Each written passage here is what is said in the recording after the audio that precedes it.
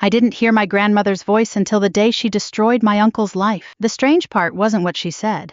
The strange part was that everyone in my family believed she couldn't speak at all. Not for years. They believed she couldn't hear either.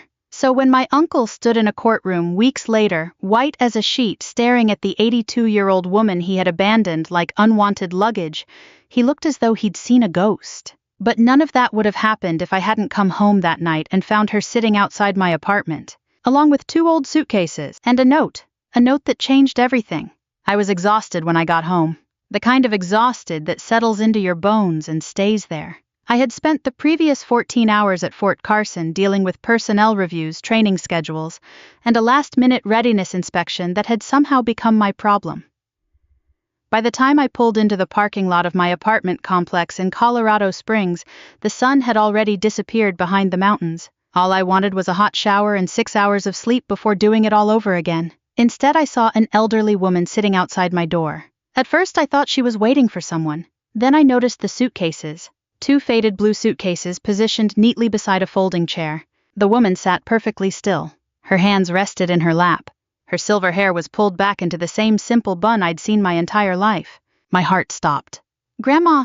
The word escaped before I could think. She looked up. The porch light reflected in her pale eyes. For a second she seemed confused. Then recognition softened her face, and she smiled. I ran toward her. "Grandma Evelyn!" I dropped my bag onto the concrete and crouched beside her. She reached out with trembling fingers and touched my cheek. That was when I saw the envelope resting on top of one of the suitcases. My name was written across the front. Sarah. Just Sarah. No explanation. No apology. No warning. A knot formed in my stomach. I opened it. Inside was a single sheet of paper. 3 sentences. That's all. "She's your problem now. Don't contact us again. We're done." I read it twice. Then a 3rd time. The handwriting belonged to my Uncle Robert. I knew because I'd spent half my childhood receiving birthday cards from him before he stopped pretending to care. For several seconds I simply stared at the page, not because I didn't understand it, because I did, perfectly. My uncle had abandoned his own mother, and he had left her at my door.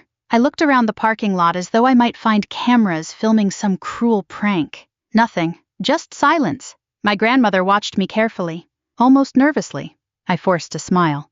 "It's okay." I wasn't sure whether she could hear me. The doctors had declared her almost completely deaf years ago. After a stroke, they said. Then another health problem affected her speech. Eventually, the family stopped speaking to her altogether. They spoke around her, about her, never to her. I suddenly wondered if anyone had ever bothered trying. I pulled out my phone. Robert didn't answer. Straight to voicemail. I called again. Voicemail. I called my Aunt Linda. Blocked. I called my cousin Jason. Blocked. Every number. Blocked. My jaw tightened. Of course, they hadn't just abandoned her. They had planned it. I looked at my grandmother. She seemed smaller than I remembered. Frailer. Her coat was too thin for the evening temperature. There was a slight tremor in her hands. I felt something ugly rise inside my chest. Anger. Not loud anger. The dangerous kind. The quiet kind. The kind that settles in and waits. I stood up. "Come on, Grandma." I opened the apartment door. The place wasn't much. 1 bedroom. A tiny kitchen. A living room barely large enough for a sofa and television. I wasn't poor exactly. Army officers aren't starving. But I wasn't wealthy either. Most of my paycheck disappeared into student loans, military obligations, and helping younger soldiers when they got into trouble. Meanwhile, Robert lived in a 6-bedroom house outside Denver. Jason drove a new luxury SUV. They posted vacation photos from Hawaii and Florida every year. Yet somehow they couldn't find room for an 82-year-old woman. The thought made me sick. I carried the suitcases inside.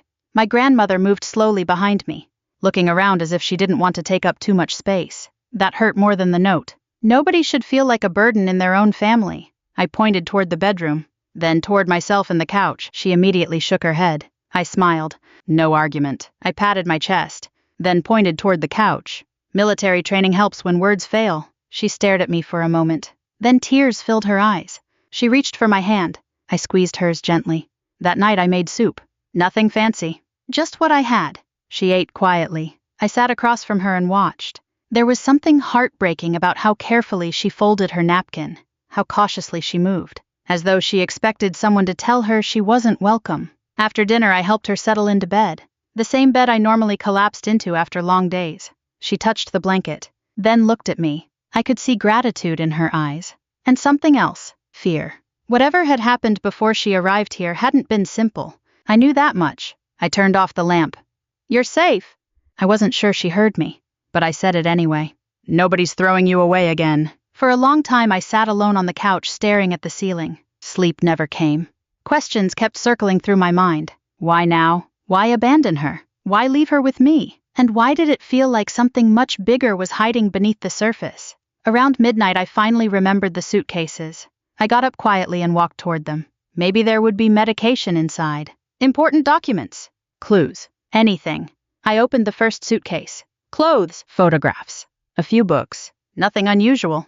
Then I noticed a worn leather folder tucked underneath everything else. I pulled it out.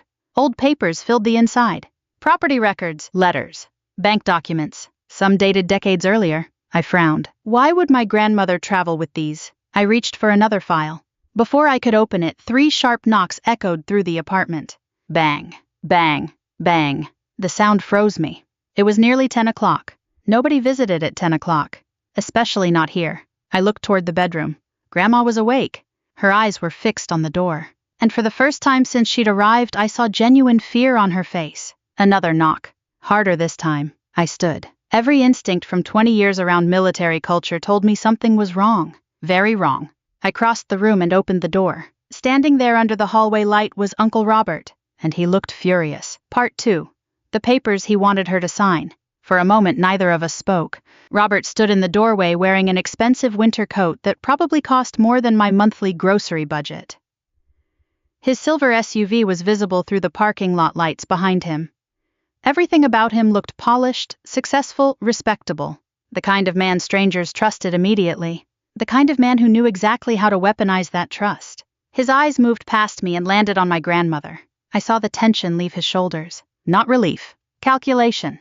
The same expression I'd seen on senior officers during difficult negotiations. He was evaluating the situation, looking for an advantage. "Sarah," he said finally. I didn't move. "What do you want?" His jaw tightened. "I came to check on Mom." I almost laughed. The audacity of it was unbelievable. "You left her outside my apartment." His face remained perfectly calm. "I knew you'd take care of her."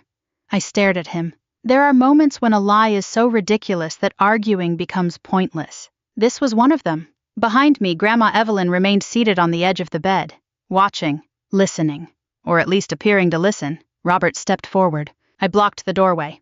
"Move." "No." His smile vanished. "Sarah, don't make this difficult." "Then tell me why you abandoned your mother." His eyes flickered away for half a second. "A mistake. People rarely look away when they're telling the truth." Things became complicated. Complicated. I hated that word. People used it whenever they wanted to avoid responsibility. Divorces were complicated. Business deals were complicated. Leaving an elderly woman on someone's doorstep was not complicated. It was cruel. "You're not coming in." For a second I thought he might push past me. Instead, he reached into his coat and pulled out a thick manila envelope. "I need her signature." There it was. The real reason he had come. Not concern. Not guilt. Paperwork. I folded my arms. "What kind of paperwork?" "It's family business." "Then explain it." His expression hardened. "It's private." I held out my hand. "Let me see it." "No." That answer told me everything I needed to know. People hiding nothing don't refuse basic questions, especially when legal documents are involved. I glanced back at my grandmother. She was staring at the envelope, and suddenly she looked terrified. Not confused, not lost. Terrified. Every alarm bell in my head started ringing. Robert noticed it too. His eyes narrowed. "Mom?" He stepped sideways, trying to see around me. "Just sign the papers and we can all move on." Grandma lowered her gaze immediately, like someone expecting punishment. Something about that crushed me. I had seen frightened young soldiers, abused spouses, victims of intimidation. The look was always the same, and now I was seeing it in my 82-year-old grandmother. "No." The word came out sharper than I intended. Robert turned back toward me. "No." "No lawyer." I pointed toward the envelope. "No explanation." I stepped closer. "And absolutely no signatures." For several seconds we stared at each other. Then something ugly flashed across his face. Gone almost immediately. But I saw it. Anger. Real anger. Not because he cared about my grandmother. Because I was interfering. "You think you're smarter than everyone else because you're in the army." I smiled slightly. "No." His nostrils flared. I think people should understand documents before signing them. His hand tightened around the envelope.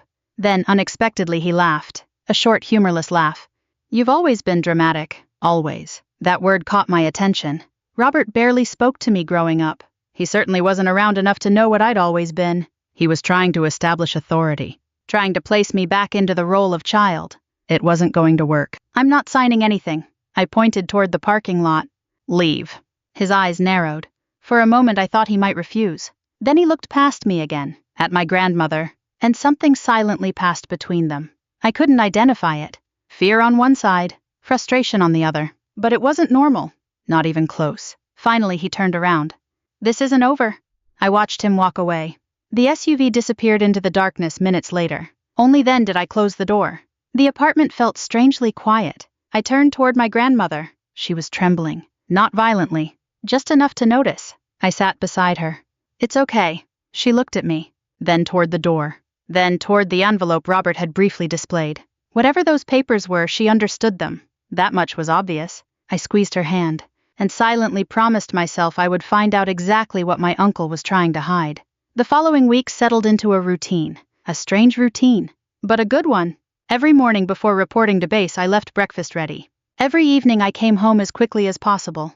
We developed our own ways of communicating. Simple gestures, written notes, expressions, patience. A surprising amount of patience. I learned that my grandmother still loved crossword puzzles. She loved old Western movies. She hated overcooked vegetables. And despite her age, she possessed a wicked sense of humor. One afternoon she watched me struggle with a stubborn jar lid, then calmly opened it herself. The look she gave me afterward nearly made me laugh. For the first time since she arrived, I saw genuine amusement in her eyes. Little by little the apartment changed. It stopped feeling like my apartment. It became our home. And I realized something uncomfortable. I was happier. Lonelier people often don't realize how lonely they are until someone enters their life. That realization made what Robert had done seem even worse. How could anyone throw away someone like her? The answer came unexpectedly. 3 weeks after she moved in. I was leaving for work when Mrs. Henderson from the neighboring apartment called out, "Sarah." I stopped. She hesitated. "You know that older gentleman who's been visiting?" A cold sensation spread through my chest. "What gentleman?" "The one who comes when you're gone." My stomach dropped. "How often?" She frowned thoughtfully. "Several times." "Several. Not once. Not twice. Several." I felt my pulse quicken. "What does he do?" "He knocks." She pointed toward my apartment. "Sometimes he stays 20 or 30 minutes. I stared at her, trying to process what I was hearing. Robert had been coming here while I was at work. Repeatedly. My grandmother had never mentioned it. Of course she couldn't exactly tell me. Or so I thought. That evening I searched the apartment carefully. Nothing seemed disturbed. Nothing missing. But my instincts wouldn't let it go. Something was wrong. Very wrong. A few days later, while organizing some belongings from the suitcases, I discovered an old photograph hidden inside a worn book. The picture was faded, yellowed with age. A younger version of Grandma Evelyn stood beside a man in military uniform. Both were smiling. Both looked happy. I turned the photograph over. A handwritten message covered the back. Just 4 words. "Never let Robert know." I stared at the sentence, then read it again. And again. The handwriting belonged to my grandfather. I recognized it from old birthday cards and letters. A chill moved down my spine. Never let Robert know. Know what? The photograph suddenly felt heavier, like a warning sent across decades. Outside, snow drifted quietly past the apartment windows. Inside, my grandmother sat in her chair watching me, her eyes fixed on the photograph. And for the first time I had the unmistakable feeling that she knew exactly what was happening. But whatever secret she carried, it was far bigger than abandoned suitcases, and far more dangerous than I had imagined. Part 3: Grandma's Secret. The photograph stayed on my kitchen table for 3 days. Every time I walked past it I found myself stopping, studying it, trying to see something I'd missed. The man in uniform was my grandfather Thomas Mitchell, a decorated Army veteran. A quiet man who had died when I was 17. Growing up I remembered him as steady, the kind of person who never raised his voice because he never needed to. People listened when he spoke, even Robert, especially Robert. Yet somehow my grandfather had written a warning that specifically mentioned his own son. Never let Robert know. 4 words that refused to leave my mind. On the 4th day I took a personal leave afternoon and drove across town to see someone I hadn't spoken to in years. Michael Hayes, my grandparents' longtime attorney. His office occupied the second floor of an old brick building downtown. The waiting room looked exactly as I remembered. Dark wood furniture, family photographs, a grandfather clock ticking softly near the reception desk. Nothing modern, nothing flashy. Michael himself looked older than I remembered. More gray hair, more wrinkles, but his eyes remained sharp. The moment he saw the photograph, his expression changed. Not dramatically, just enough. A slight tightening around the eyes, the kind lawyers develop when they suddenly become very interested. "Where did you get this? One of Grandma's suitcases?" He studied the photograph for several seconds, then carefully placed it on his desk. "How is Evelyn?" I hesitated. "She's living with me." His eyebrows rose. "With you?" I nodded. "Robert dropped her off at my apartment." The silence that followed lasted long enough to become uncomfortable. Michael slowly removed his glasses. "That doesn't surprise me." The answer caught me off guard. "You expected something like this?" He leaned back, choosing his words carefully. "Lawyers do that when they know more than they want to say. Let's just say Robert has never been particularly patient where money is concerned." There it was again. Money. The same thing Robert had accidentally mentioned weeks earlier. The same thing hiding behind every strange detail. I leaned forward. "What did my grandfather mean?" Michael looked at the photograph, then at me, then toward the closed office door. For a moment he seemed to be debating something internally. Finally he sighed. "There were discussions years ago." "What kind of discussions?" "Estate matters. Estate matters." Another lawyer phrase. Another half answer. I crossed my arms. "Michael." He smiled faintly. "You sound exactly like your grandfather when you're irritated." I wasn't in the mood for nostalgia. Apparently he realized that. His smile disappeared. "There was a trust." I froze. "A trust?" He nodded. "Your grandfather established several financial protections before he passed away." My pulse quickened.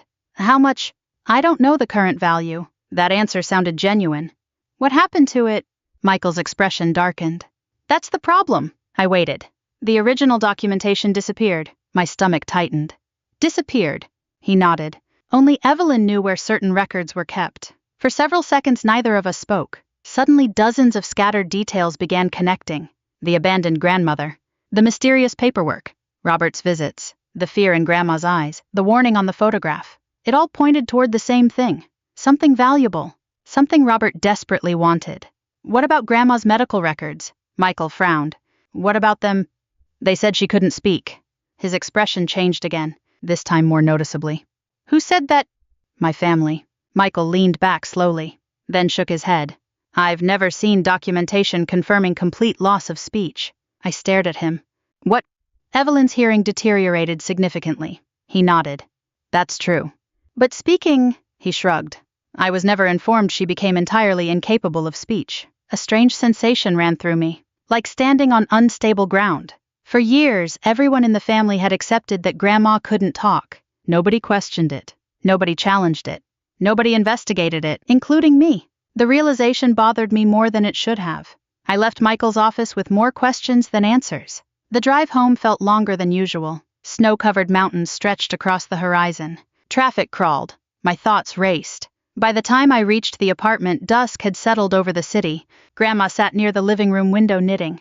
The sight instantly calmed me. For a moment I simply watched her, trying to reconcile the woman in front of me with everything I'd learned. Finally I sat across from her.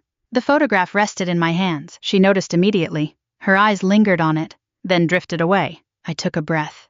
"Grandma." She looked up. I spoke slowly, clearly, not because she was incapable, because I wanted her to understand every word. "Can you really not speak?" The question hung between us. For several seconds nothing happened. Her face remained unreadable. Then she lowered her eyes. No answer. No reaction. Nothing. I immediately felt guilty. Like I'd asked something unfair. Something invasive. I reached across the table and squeezed her hand. "It's okay. Maybe Michael was wrong. Maybe there were details nobody knew. Maybe I was chasing ghosts." That night I convinced myself to stop overthinking. The next morning I returned to work. The following 2 days passed normally. At least they appeared normal. Then everything changed. I finished a training briefing early on Friday. A last-minute cancellation freed my schedule. For once I was heading home before sunset. I remember feeling almost cheerful. That feeling lasted exactly 30 seconds. The moment I stepped into the apartment hallway I heard voices. My apartment door wasn't fully closed. It stood slightly open. My heartbeat accelerated. Instinct took over. Years of military training sharpened my focus instantly. I moved quietly, carefully, one step at a time. Then I heard Robert. Just sign it. The anger in his voice was unmistakable. I reached the doorway, looked inside, and froze. My grandmother sat at the kitchen table. A stack of documents lay in front of her. Robert stood beside her, holding a pen. His face was red, frustrated, desperate. Nobody needs to know. His voice dropped lower. You owe me this. I felt something snap inside me. Get away from her. Robert spun around. Shock flashed across his face. Then irritation. Then fury. What are you doing here? I walked directly between him and my grandmother. What are you doing here? The pen disappeared into his pocket. The documents followed. Too quickly. Far too quickly. Like someone caught stealing. Family business. The same answer. The same lie. I stepped closer. No. His jaw tightened. You don't understand. Then explain it. For several seconds he remained silent. Then the mask slipped. Not completely. Just enough. Enough for me to see what had been hiding underneath all along. Greed. Pure greed. That money belongs to my family. The words escaped before he could stop them. Money. Again. There it was. The truth finally exposing itself. His eyes widened slightly. He realized his mistake. I realized it too. Whatever he wanted my grandmother to sign, it involved money. A lot of money. And he was terrified of losing access to it. Neither of us spoke. Finally, Robert grabbed his coat. This isn't your fight. I looked directly into his eyes. It is now. For a moment I thought he might say more. Instead he left. The door slammed behind him. The apartment fell silent. I turned toward Grandma. She looked exhausted, drained, frightened. I knelt beside her chair. It's over. At least for today. She stared at me for several seconds. Longer than usual. Then her gaze shifted toward the blue suitcase sitting near the bedroom wall. I followed her eyes, confused. When I looked back, she was still watching me. Something felt different, almost electric. Then it happened. The first sound, barely above a whisper. So quiet I thought I imagined it. I leaned closer, my heart pounding. And then I heard her again. A voice. Weak, rough, unused, but unmistakably real. The key. I froze. Every muscle in my body locked. Tears instantly filled my eyes. Grandma swallowed, then forced out 3 more words. The blue suitcase. Part 4. The woman everyone underestimated. For several seconds I couldn't move, couldn't breathe, couldn't think. I just stared at my grandmother. The room seemed to shrink around us. The ticking kitchen clock, the hum of the refrigerator, the distant traffic outside. Everything faded. There was only her, and the words she had just spoken. The blue suitcase. My grandmother's voice was weak, raspy, and fragile from years of disuse. Yet those 4 words hit harder than anything I'd ever heard. Not because they were dramatic, because they were real. She had spoken.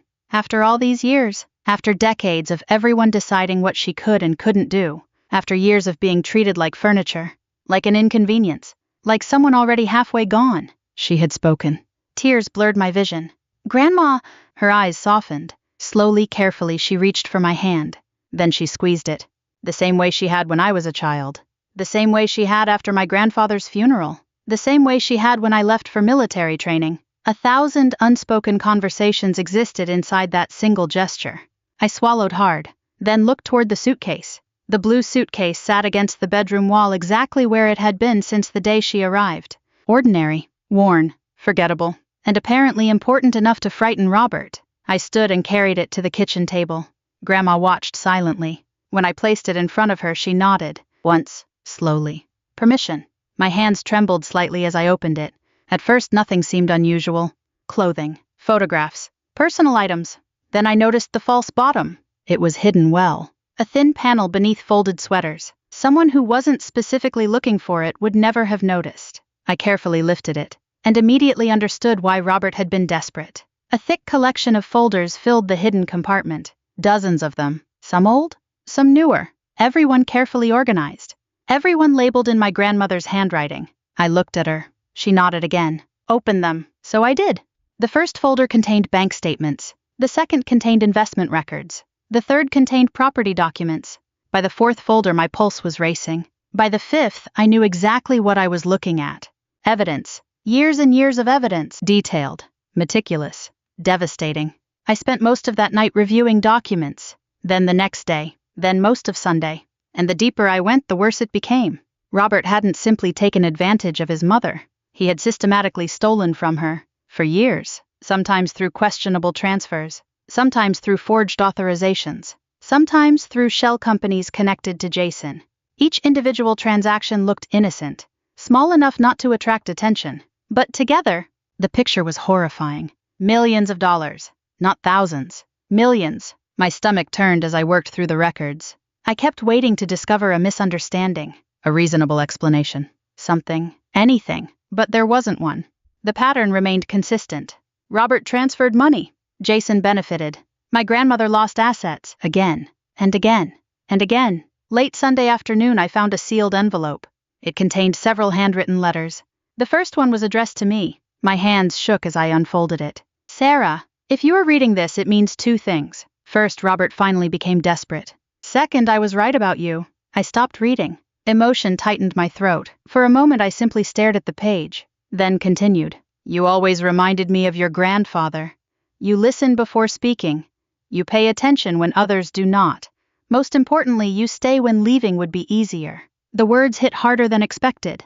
I wiped my eyes and kept reading. For years I pretended to know less than I did.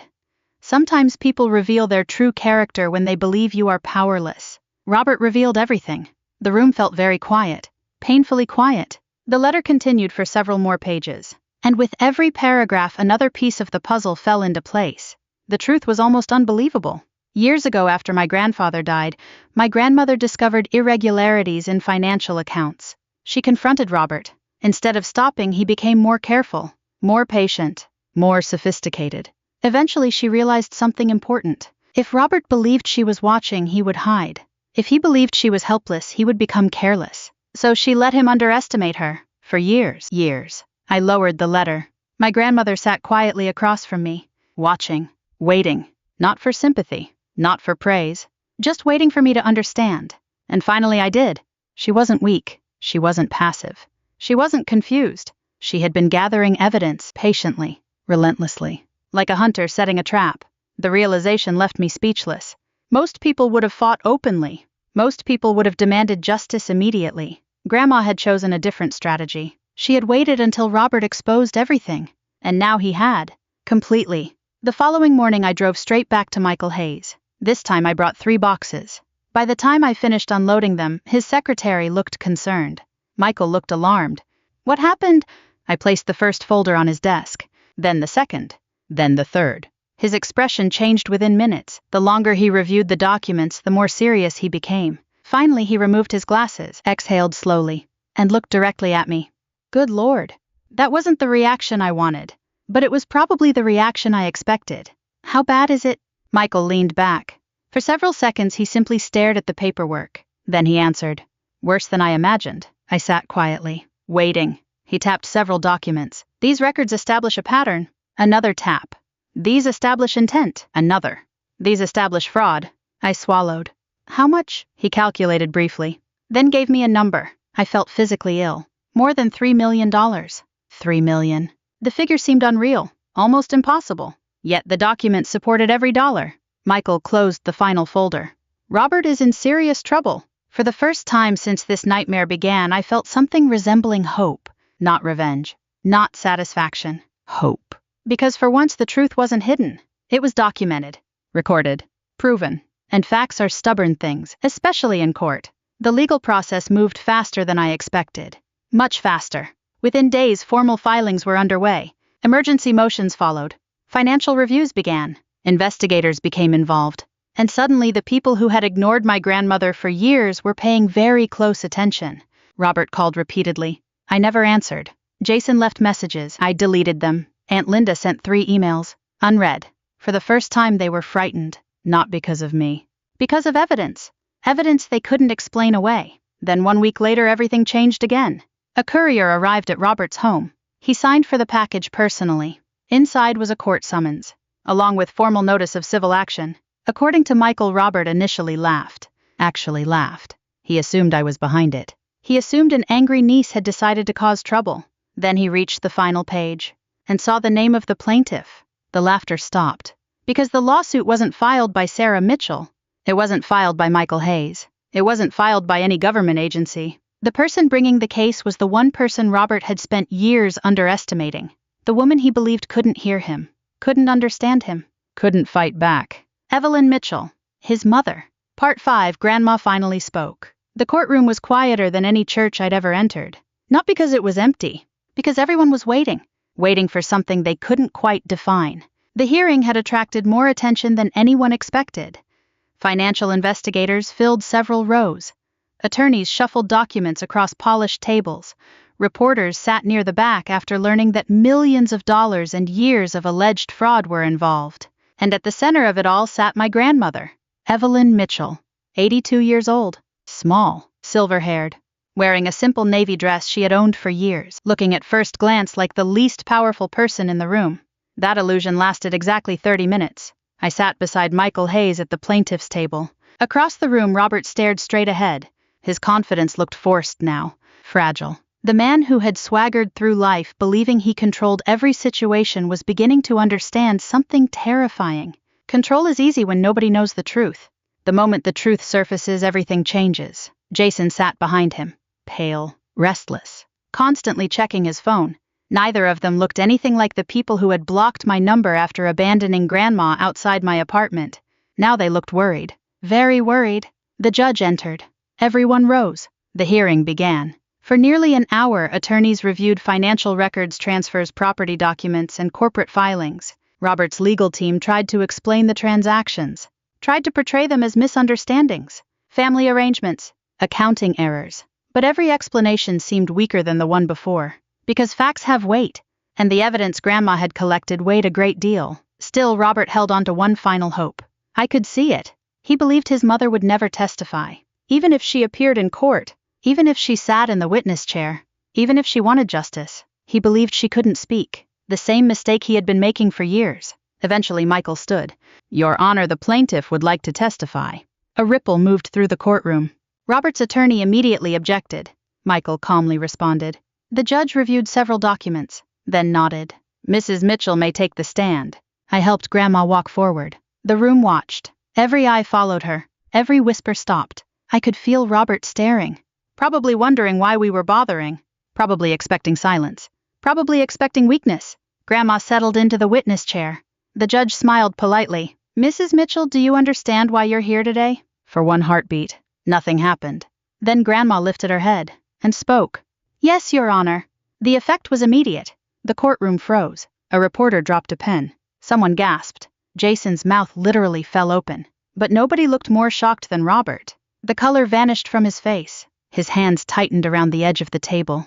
He looked as though reality itself had betrayed him. For years he had built his entire plan around one assumption, and that assumption had just collapsed. Grandma continued.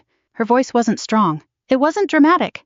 It didn't need to be. Truth rarely needs theatrics. I understand exactly why I'm here. Silence. Absolute silence. Then Michael began asking questions. Carefully, methodically, patiently. Grandma answered everyone. She explained how she discovered missing funds after my grandfather's death. She described confronting Robert. She explained why she began documenting transactions, why she copied records, why she preserved letters, why she kept decades of evidence. Then came the question that changed everything. Mrs. Mitchell, Michael asked, why did you pretend not to understand what was happening? Grandma looked directly at Robert, not with hatred, not even with anger, just sadness, deep sadness. The kind only family can create. Because he was my son. The room remained silent. He already knew how to lie. Her voice trembled slightly. He already knew how to steal. She paused. But I wanted to know how far he would go. Robert lowered his eyes. For the first time he couldn't look at her. Grandma continued. When people think you are powerless, they stop hiding who they really are. I felt chills run through me. Because she was right. Completely right. Robert hadn't exposed himself because someone caught him. He exposed himself because he believed nobody was watching. The testimony continued for nearly 2 hours. Every answer strengthened the case. Every document matched her account. Every timeline aligned. Eventually, even Robert's attorney looked defeated. The outcome was becoming unavoidable. Near the end of the hearing, the judge reviewed the evidence one final time. The courtroom waited. The silence felt endless. Then the judge spoke. His words landed like thunder. Asset freezes. Financial recovery proceedings, expanded fraud investigations, additional reviews involving associated companies. Several findings were referred for further legal action. Each announcement drained more color from Robert's face. Jason looked ready to collapse. The hearing ended shortly afterward. People began filing out. Reporters rushed toward the doors. Attorneys gathered paperwork. Conversations erupted throughout the room. Yet amid all the movement, I noticed something unexpected. Grandma remained seated, quietly, peacefully, as though a burden she'd carried for years had finally been lifted. I walked over. "You okay?" she smiled. A real smile. The kind I'd rarely seen since she moved in. Yes. One simple word. One beautiful word. Outside the courthouse, cameras waited. Questions flew in every direction. Neither of us stopped. Neither of us answered. We simply walked to the car together. The mountain air felt fresh, clean, like the beginning of something rather than the end. The months that followed brought consequences. Serious consequences. Robert lost control of several assets. Multiple accounts were frozen. Properties were sold. Investigations expanded. Jason's business became part of the review process. Eventually, both men faced realities they had spent years avoiding. Actions have consequences, especially when those actions are documented. Meanwhile, life became quieter, better.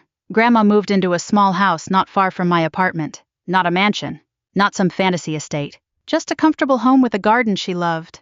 She spent mornings reading on the porch, afternoons tending flowers, evenings watching old westerns. The peace suited her. One afternoon, several months later, we sat together beneath a maple tree in her backyard. The sun was beginning to set. The sky glowed orange and gold across the Colorado horizon. For a while, neither of us spoke. We didn't need to. Then I asked the question that had been living in my head for months. "Why didn't you tell me sooner?" Grandma smiled, a small smile. Thoughtful, patient. The kind grandparents save for important moments. Then she looked toward the garden. I was waiting. For what? She turned toward me. Her eyes shimmered slightly. To see who stayed. The answer hit harder than anything I'd heard during the trial. Not because it was dramatic. Because it was true. People often claim they love you. But real love reveals itself when helping becomes inconvenient. When sacrifice becomes necessary. When there is nothing to gain. Everyone in our family had made a choice. Robert chose money. Jason chose comfort. Others chose silence. And somehow, despite having the smallest apartment and the fewest resources, I had chosen to stay. Grandma squeezed my hand. Now I know. I couldn't speak for a moment. The sunset painted everything gold around us. The garden, the porch, the woman who had survived betrayal without becoming bitter. Eventually I smiled and squeezed her hand back. Because after everything that had happened, one truth remained. Family isn't defined by who shares your blood. Family is defined by who stands beside you when everyone else walks away. And sometimes the quietest person in the room ends up speaking the loudest truth of all. If this story touched your heart, I'd love to hear your thoughts. Have you ever discovered who truly cared about you during a difficult time? Leave a comment below and tell me where you're watching from. We share stories like this every day, stories about family resilience, courage, and justice. So if you'd like more journeys like this one, be sure to subscribe and join us. Until next time, take care of the people who stay, because they're the ones who matter most.